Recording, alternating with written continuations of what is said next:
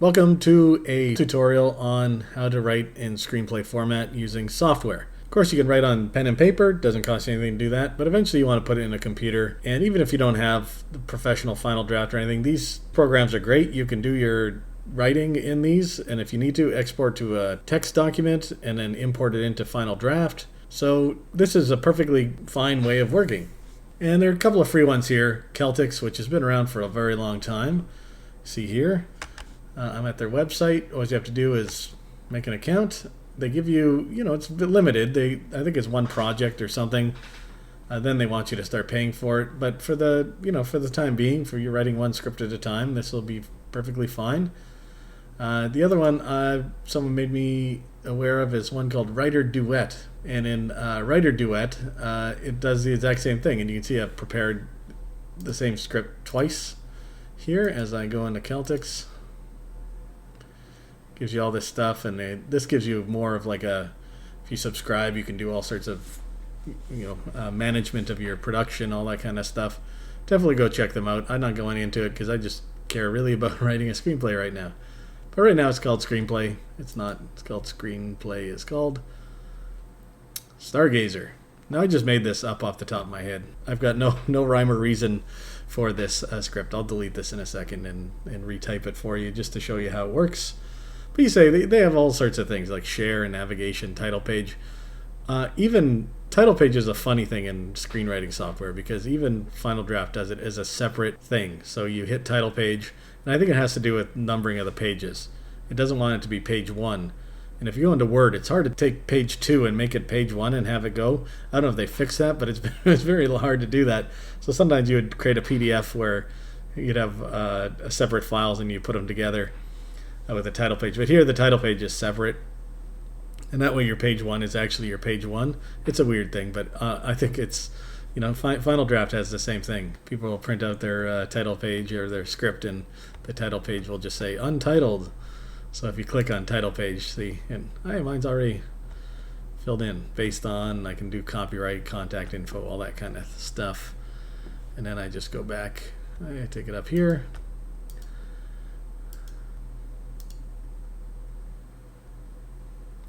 Go back into my screenplay. So I'm just going to delete all this. And I'll show you, Writer Duet does the same thing as does Final Draft. They all work the same way. All you have to really know is tab and enter. Tab and enter. That's it. And by that, you'll see that there's different things here. Scene headings, action, character, dialogue, parentheticals, and then transitions, shots, text. I generally don't ever write transitions, shots, unless it's like absolutely necessary to tell somebody about. Parentheticals, dialogue, character, action, scene headings are all perfectly fine. And if you're writing for TV, sometimes you might want to put the act in because TV is always broken down into acts. But I wonder how much is going to change now with all the streaming services. You don't have to wait for the commercials anymore. So okay, so we're always going to start with a scene heading, and the scene heading is, where is this thing going to take place? So I said in mine it's going to be exterior field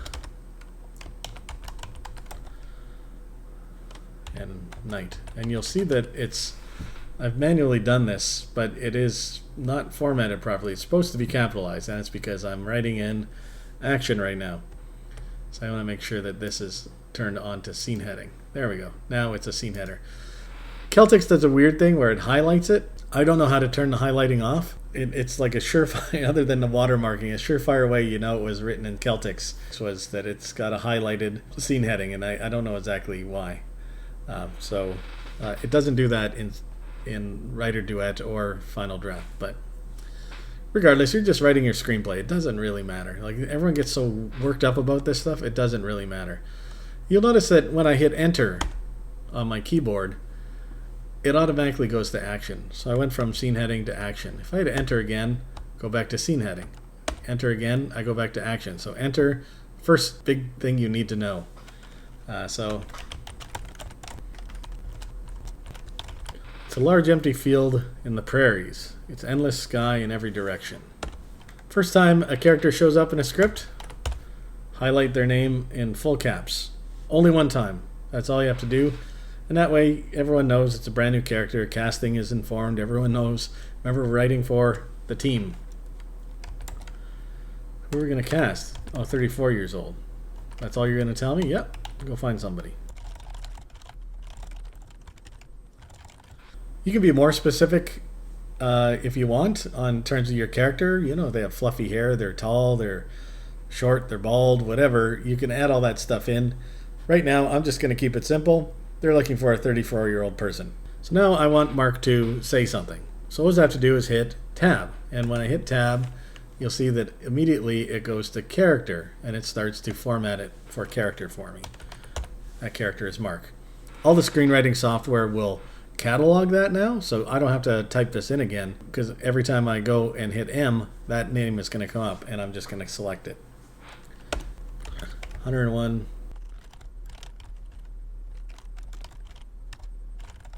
So there I've just written my dialogue, and once I've hit return, you'll see when I go off of character up here, when you hit return, it automatically goes to the dialogue. It doesn't go to action. It goes, you want to write dialogue, and then it formats it for you. It's not centered, by the way. It's not centered. I always get that. People do it in Word thinking I'm not going to notice, but they always center this stuff.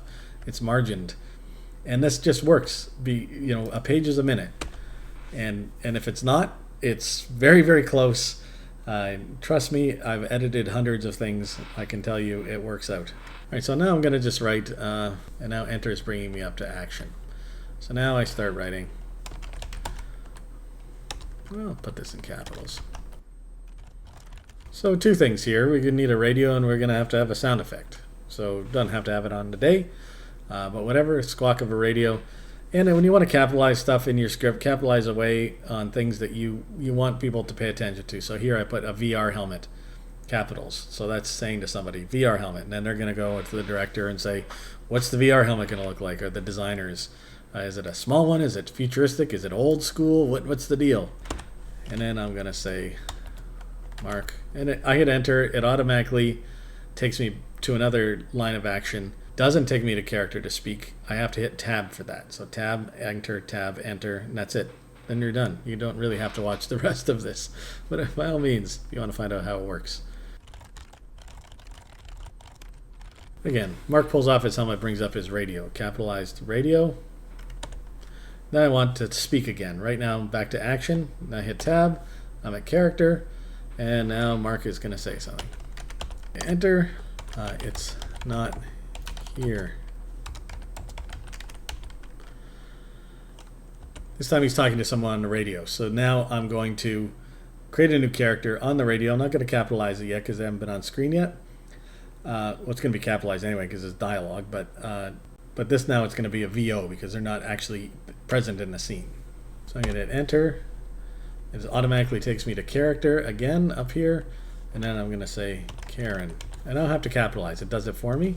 But this time I'm going to go VO. And now enter takes me to dialogue. It has to be, she says.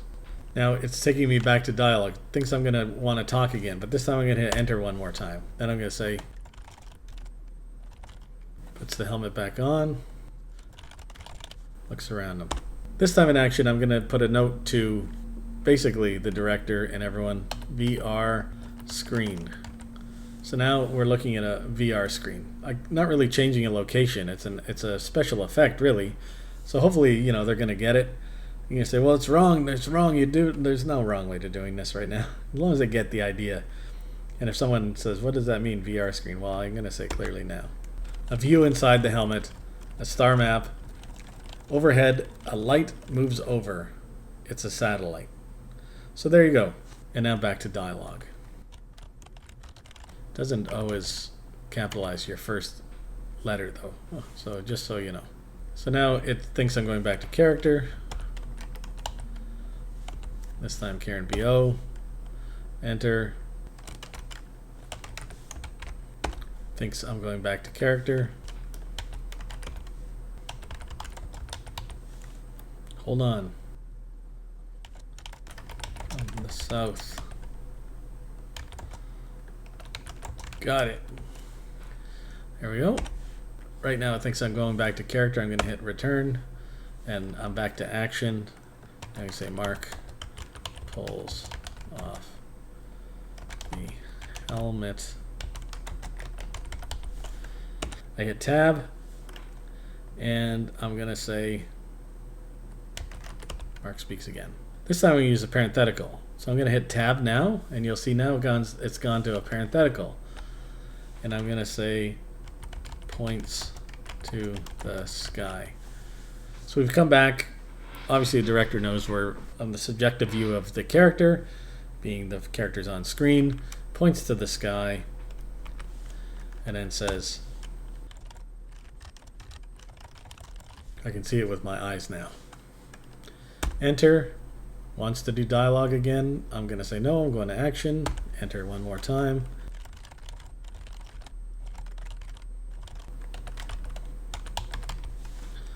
And you'll notice that I always think of the enter key almost like I'm editing something, like picture editing it.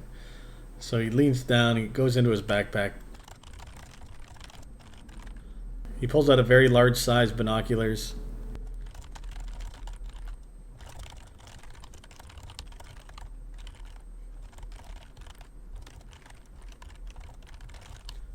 So I like to break up my action into like little tiny tidbits, almost like shots that you're watching it. So you pull out the binoculars and then you look up. What are you looking at? Well, the image now is of what you're seeing through binoculars. Notice I'm not writing it for the director, though. That's the key. But the director is given the cues as to how to shoot this particular thing by me, the writer. If I start writing, cut to sky, cut to bag, cut to, all I'm doing is seeing cut to. I'm not seeing the images that you're writing on the screen. So try to write, I say, in this form of haiku. It's short, it's visual, and it's moving. It keeps moving at a nice pace for the reader, but also is telling the crew what's needed. Large size binoculars. The art department's on that. They're going, like, where are we going to find those? Does it look like they're like a gigantic, telescope kind of binocular? Do these things even exist, or we have to build them? Who knows? This is all going to be worked out. So now we're going to have Karen speak. So I just hit tab. Karen says,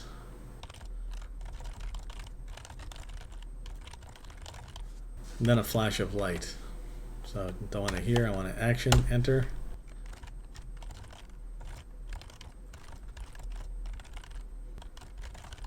He scans the sky. Dialogue again, tab. And it thinks that I'm always doing dialogue. Shame on it. Notice if I just hit M now, it's going to pick that name. I just had to hit that, enter, dialogue. And now, Karen again, I'm not even having to type this in.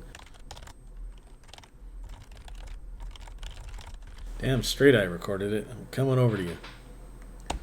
And then enter. It thinks I'm going to speak again. I'm going to hit enter again. Mark stuffs the devices back into his bag and flings it over his shoulder.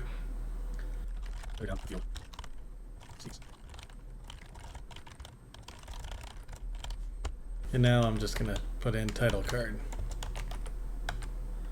That's all I'm doing is saying title card. Is there a right way of doing that? Yeah, this is the right way. Whatever, it's fine. Like I said, everyone gets like crazy about this kind of stuff. But it's fine as long as it's indicating what it is going on. And if someone says, we don't write title card like that, so you get on as a writer in a TV show, they'll show you what the Bible says on how to write stuff. So then you'll say, okay, I'll follow your methods of montage. I'll write your method of this.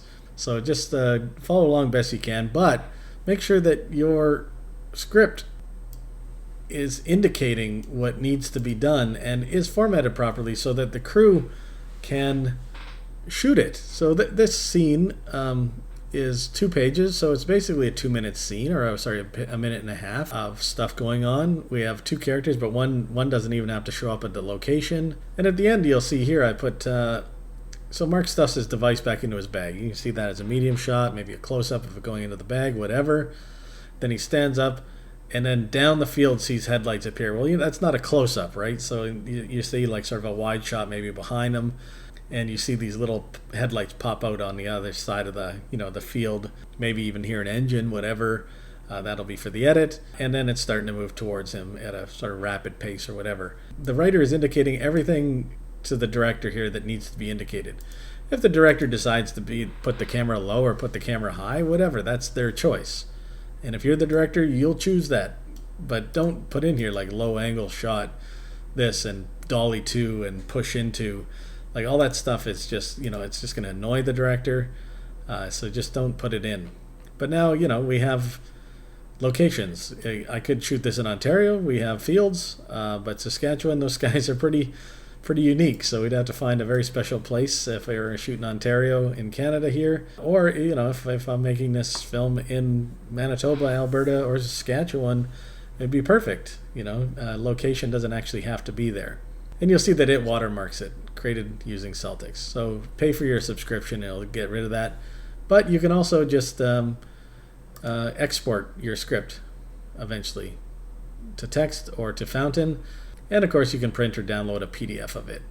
So don't worry, at this point, don't worry about that. When you do need to go to send your script out and you don't want the watermark, then find out how to, just go to a Reddit board or writing board and say, hey, can anyone just put my script through Final Draft for me and then print out a PDF? And most people will say, sure. And they're not going to steal your script. Trust me. So the only weird thing is this little gray tidbit up here. But the neat thing about CELTX is, I'll probably call it CELTX. I don't know. I call it the same thing. But you can do pay money. You can do shot list breakdowns and all that kind of stuff, and start making this a production tool. In Writer Duet, up here, it's the same. It's the same thing. It works the exact same way, and it's got its own little bits of controls. And again, it wants you to pay some money to them. But first one's free. They let you write for free. So this is a good place to just start. And you say, no, Mark, you told me it doesn't it only highlights where you're actually typing, which is kind of good. So now if I went into the end of this script, I didn't put this one in, the new one. Yeah, they walk up to a backyard shed. They open the door and go in. I started to think inside the shed, there'd be like a floor that would open up into like a bunker, and then it'd go down into a bunker. I don't know what's going on in this script. I was just making it up as I went along. So if I hit enter, tab, Karen speaks. Now notice Karen is highlighted big here. This is the first time we see her in the story. I don't think she's one of those Karens that everyone talks about on the internet these days. Poor Karens. And then, I like that better. Whatever. She says something. I don't think it would be tonight. I don't know why. Making it up. The nice thing is it capitalized the first thing I was typing. If you can get CELTX to do that for you, that's perfect. Otherwise, I'm giving Writer Duet the thumbs up for capitalizing the first letter of the dialogue. I don't know why it doesn't do it in the other program. But anyway, here you are, and then when you want to spend, the big bucks, $200, I'm sure you could save up. You can go into Final Draft, and Final Draft is just the same thing. So it's the exact same thing that we were just doing, so. And then same thing as the other ones. If I want to type in that thing, it capitalizes too. Come on, CELTX. Anyway, going on, doesn't matter. Put title card on this side. It does whatever, it's fine. Is it a shot? It's a shot. Normally shots will go there, or a transition like cut to. And the other one, I wrote it on the other side. I think I did exports on these, so that's why it does that. But whatever, it's fine. I could change it if I wanted to, or not. Doesn't really matter. So, if it shows up on this side and you're selling your script, I don't think anyone's going to pass on your script. If your screenplay's awesome, it's awesome.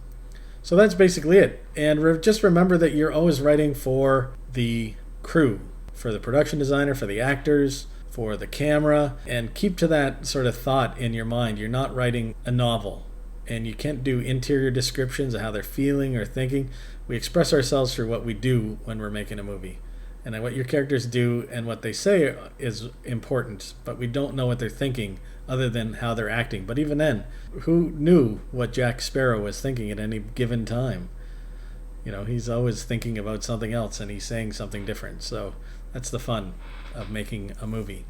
So that's it, folks. Go and write your screenplay, and don't get caught up on this. Don't worry about this. I know a lot of people when they start off are get all into, oh my god, there's 2 free programs here online for you to play around and use, and then when you want to spend the money, get yourself Final Draft and off you go.